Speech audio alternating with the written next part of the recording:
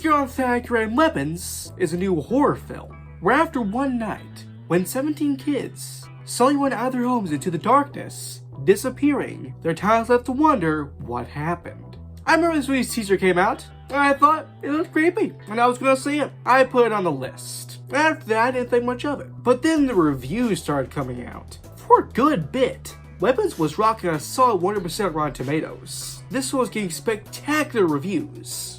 So now I just wasn't interested. I was downright excited for Weapons. Apparently Elvira was begging to be on camera for a little bit. I had high hopes for Weapons. So now we've seen Weapons, wow.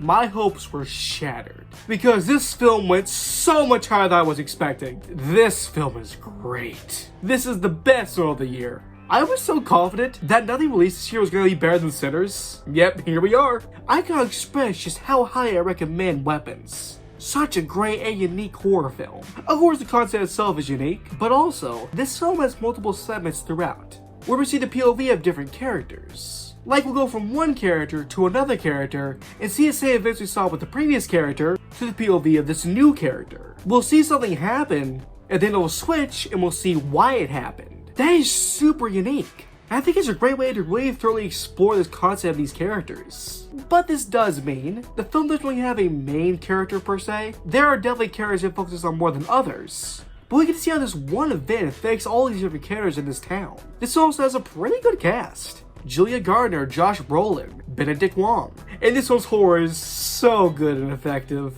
The film really uses silence and subtlety to its advantage. For the most part, this is a very silent film. It only uses music when it absolutely matters. It feels like very real horror. Also having some, perhaps, magical elements, I want to say. And a lot of subtle things are just so majorly effective.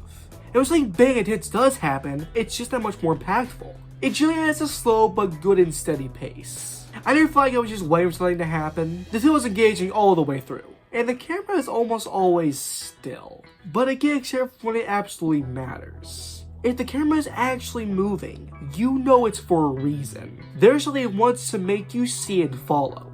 This one has great cinematography. It also has nice little sprinkles of comedy. That really does help get related to some of the more intense moments. And I do think a lot of people are going to be divided by the ending. It does explain how this happened, but it doesn't explain why. We know how, but we never find out why. Some people are probably going to want more of a concrete answer. I didn't mind it too much. I'm fine with it being kept vague, but I wouldn't mind getting an actual answer. And I do think the very ending, like the end of the film's climax, will probably be predictable to a lot of people. Now with that said, I absolutely loved it. I'm glad it went in that direction. Honestly, my biggest complaint with this film is that Pedro Pascal was almost cast in the film, but had to drop out due to scheduling conflicts.